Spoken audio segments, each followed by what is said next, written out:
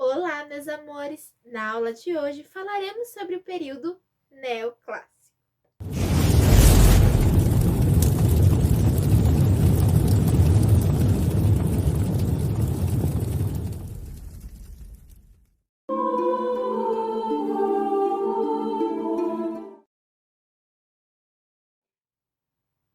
Nas duas últimas décadas do século XVIII e nas três primeiras do século XIX, uma nova tendência estética predominou nas criações dos artistas europeus. Tratava-se do neoclassicismo. Neo igual a novo, que expressou os valores próprios de uma nova e fortalecida burguesia que assumiu a direção da sociedade europeia após a Revolução Francesa e principalmente com o Império de Napoleão. Nas palavras de Edgar Allan Poe, a glória que foi a Grécia e a grandeza que foi Roma. Esse reviver do classicismo na pintura, na escultura, na arquitetura e no mobiliário constitui uma clara reação contra o enfeitado do estilo rococó. Então, gente, neoclássico é um novo clássico, um retorno ao clássico. O século XVIII, gente, ele tinha sido a Idade das Luzes, certo? Quando os filósofos pregavam o evangelho da razão e da lógica. Essa fé na lógica levou à ordem e às virtudes enobrecedoras da arte neoclássica. O iniciador da tendência foi Jacques-Louis David, pintor e democrata francês que imitava a arte grega e romana para inspirar a nova República Francesa. A arte, politicamente correta, era séria, ilustrando temas da história antiga ou da mitologia, em vez da frivolidade rococó. Em 1783, a mania da arqueologia varreu a Europa à medida que as escavações em Pompeia e Herculano ofereciam a primeira visão da arte antiga bem preservada. Levaram ao exagero da imitação da vida grega, da antiguidade, chegando ao ridículo em atitudes. A linha mestra do estilo neoclássico eram as figuras severas, desenhadas com exatidão, que apareciam em primeiro plano, sem a ilusão de profundidade dos relevos romanos. A pincelada, gente, ela era suave, de modo que a superfície da pintura parecia polida e as composições eram simples para evitar o melodrama rococó. Os fundos, em geral, incluíam toques romanos, com arcos ou colunas, e a simetria e as linhas retas substituíam as curvas irregulares. As antigas ruínas também inspiraram a arquitetura. Imitações dos templos gregos e romanos se multiplicaram da Rússia à América. O pórtico do Panteão de Paris, com colunas e cúpulas coríntias, copiava exatamente o estilo romano.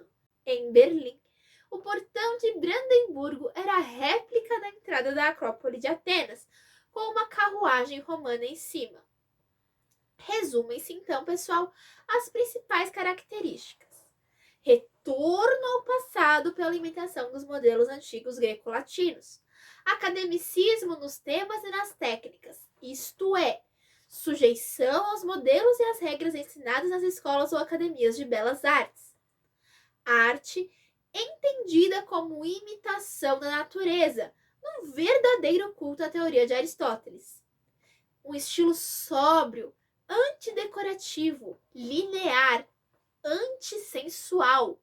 Volta-se ao desenho com simplicidade da natureza. Um desenho nobre, sereno, histórico. Os fundadores da jovem ciência da arqueologia proporcionaram as bases documentais dessa nova arquitetura de formas clássicas. Surgiram assim os edifícios grandiosos de estética totalmente racionalista. Pórticos de colunas colossais com frontispícios triangulares, pilastras despojadas de capitéis e uma decoração apenas insinuada em guirlandas ou rosetas e frisos de meandros. Utilização de materiais nobres, tradicionais, como mármores, granitos e madeira, e modernos, como ladrilho cerâmico e ferro fundido de baixo custo e maior funcionalidade. Sistemas de construções simples, ou complexos, estruturados a partir do arco de 180 graus, de inspiração romana, e adaptados aos modernos processos técnicos. Tetos planos, abóbadas de berço ou de aresta emoldurada e cúpulas nas zonas centrais das construções e assentes em tambores rodeados de coluna com entablamentos circulares. As cidades tiveram de se adaptar a essas construções gigantescas. Desenharam-se de largas avenidas para abrigar os novos edifícios públicos, academias e universidades, muitos dos quais conservam ainda hoje a mesma função. Os escultores neoclássicos foram marcados pelo rigor e pela passividade, e sua produção academicista é considerada fria. Estátuas de heróis uniformizados, mulheres envoltas em túnicas de Afrodite ou crianças conversando com filósofos foram os protagonistas da fase inicial da escultura neoclássica. Mais tarde, na época de Napoleão, essa disciplina artística se restringiria às estátuas equestres e bustos focalizados na pessoa do imperador. A referência estética foi encontrada na estatuaria da Antiguidade Clássica, por isso as obras possuíam naturalismo equilibrado.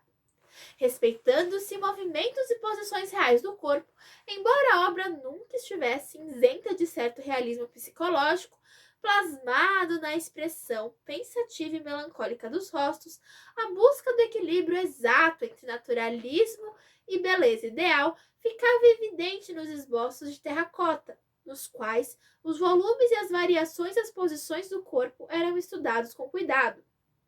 O escultor neoclássico encontrou o dinamismo na sutileza dos gestos e suavidade das formas. Quanto aos materiais utilizados, os mais comuns eram o bronze, o mármore e a terracota. Mesmo que a partir de 1800, o mármore branco, que permitia o polimento da superfície até a obtenção do brilho natural da pele, tenha adquirido predominância sobre os demais.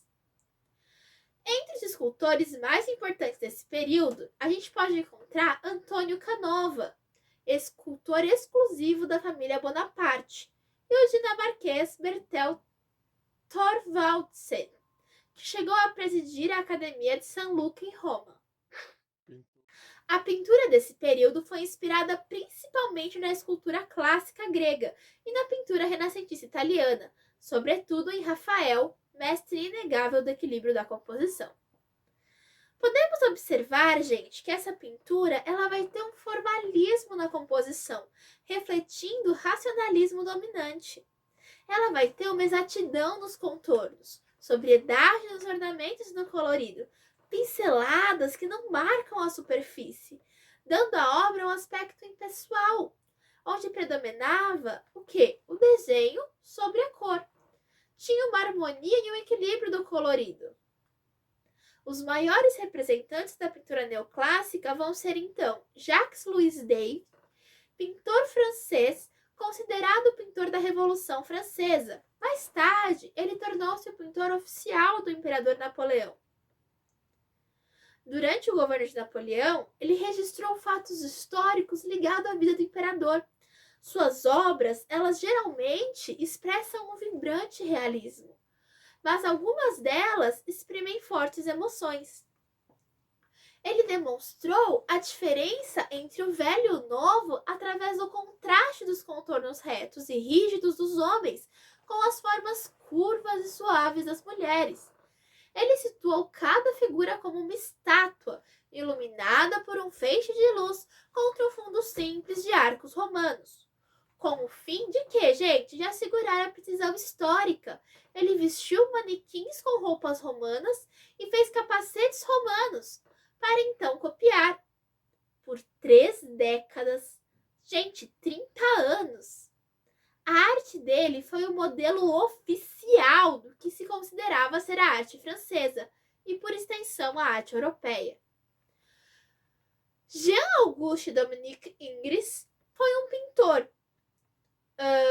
Ele foi, gente, uma espécie de cronista visual da sociedade de seu tempo.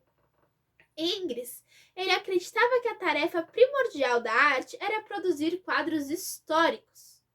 Ardoroso defensor da pureza das formas, ele afirmava, por exemplo, que desenhar uma linha perfeita era muito mais importante do que colorir.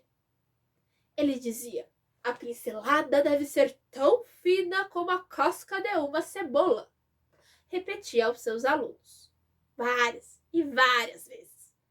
Sua obra, ela envolve, além de composições mitológicas e literárias, nus, retratos e paisagens, mas a crítica moderna vê nos retratos e nus o seu trabalho mais admirável. Ingres soube registrar a filosofia da classe burguesa do seu tempo, principalmente no gosto pelo poder e na sua confiança da individualidade. Ele era amante declarado da tradição. Então, gente, ele passou a briga inteira dele, assim, a vida dele brigando de um jeito contra a vanguarda francesa, representada pelo pintor romântico Eugène Delacroix. Contudo, o Ingres, ele não é retórico e inflamado como Delacroix, o mais revolucionário dos dois. A modernidade de Ingres, ela está justamente na visão distanciada que tinha de seus retratados, na recusa a produzir qualquer julgamento moral a respeito deles, numa época em que se consumava o processo de aliança entre quem, gente? Entre a nobreza e a burguesia. O detalhismo, ele também é uma das suas marcas registradas. Os seus retratos, eles são invariavelmente enriquecidos com mantos aveludados, rendas, flores e joias. Vamos falar aqui, gente, mais uma curiosidade da tia Isaura para vocês. O termo neoclássico, ele foi criado no século XIX como um rótulo pejorativo para denunciar o vazio e a carência. Consequentemente, para encontrar a beleza racional, é necessário estudar em academias. Isso acabava fazendo o quê? Sufocando a liberdade artística. Denúncia aqui para vocês, gente. O aparecimento do neoclassicismo, ele também se deu pela ação de Winckelmann, Mengs e Piranesi, que estudaram em loco ali as ruínas de Roma, entre outras cidades, assim como as coleções do Vaticano. A partir dos estudos dessas coleções, Winckelmann, um arqueólogo alemão, ele publicou o livro História da Arte da Antiguidade. Mengs e Piranesi, eles contribuíram para o estudo das civilizações ao realizarem gravuras e pinturas dos mais importantes monumentos de Roma. Todos esses documentos, eles foram importantes centros de informação e elementos de estudos e ensino das academias. Winckelmann, sobre a influência das descobertas de Pompeia, ele escreve o livro Pensamento sobre a Imitação das Artes Gregas, onde ele teoriza os princípios do neoclássico. Para ele, a beleza não pode ser encontrada na natureza, porque a natureza ela é imperfeita. Por isso que o artista deve procurar o belo ideal, seja ela o resumo abstrato de todas as belezas, um conjunto aí, ok? Entretanto, essa busca é vã, uma vez que esse ideal ele já foi atingido e elevado ao máximo pelos antigos gregos. A tarefa do artista é, portanto, imitar a antiguidade. Ele prega ainda pela volta aos temas gregos, o abandono da ilusão de movimento nas obras de arte. Assim, elas se aproximariam da imobilidade majestosa das antigas estátuas. Com isso, gente, o artista ele deixa de ser um criador para se tornar um copista do que foi feito lá atrás. De fato, o que Pompeia pusera à luz do dia não era a verdadeira arte clássica da Grécia, mas um classicismo romano que copiava obras gregas. A ideia de Winckelmann, ela se impõe de tal maneira que a arte se converte numa grecomania, desprezando o gótico como sendo um estilo bárbaro, assim como o barroco e o rococó, como simplesmente poderes de regimes específicos. Com o início das escavações de Pompeia, no início do século XVIII, começou a arqueologia moderna. Forte influência da arquitetura neoclássica foi a descoberta arqueológica das cidades italianas de Pompeia e Herculano, que no ano de 79 d.C. foram cobertas pelas lavas do vulcão Vesúvio. A cidade de Pompeia coberta não de lava fluida, mas de pedaços de lava ficando soterrada e conservada.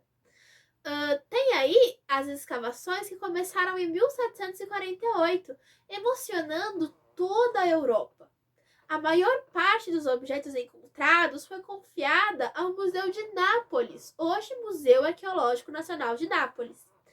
Depois de 1860, as escavações elas foram dirigidas com sucesso cada vez maior pelo arqueólogo italiano Giuseppe Fiorelli. Diante daquelas construções, num erro de interpretação, os historiadores de arte acreditavam que os edifícios gregos eram recobertos com mármore branco, ocasionando a construção de tantos edifícios brancos, como, por exemplo, a Casa Branca dos Estados Unidos. Outro ponto é que o classicismo de Wilkman era evidentemente falso. Negando que as estátuas gregas tinham sido pintadas, criou uma atividade pálida, como de gesso, da qual todos os elementos dionisíacos e órficos de espírito grego ficavam excluídos. Uma atividade grega bastante racional, capaz de agradar eruditos de gabinetes e burgueses, quando na verdade nós sabemos que era colorido sim, mas que essa cor, essa pintura foi se desgastando ao longo dos tempos. Terminamos aqui mais um capítulo da nossa história da arte. Até a próxima!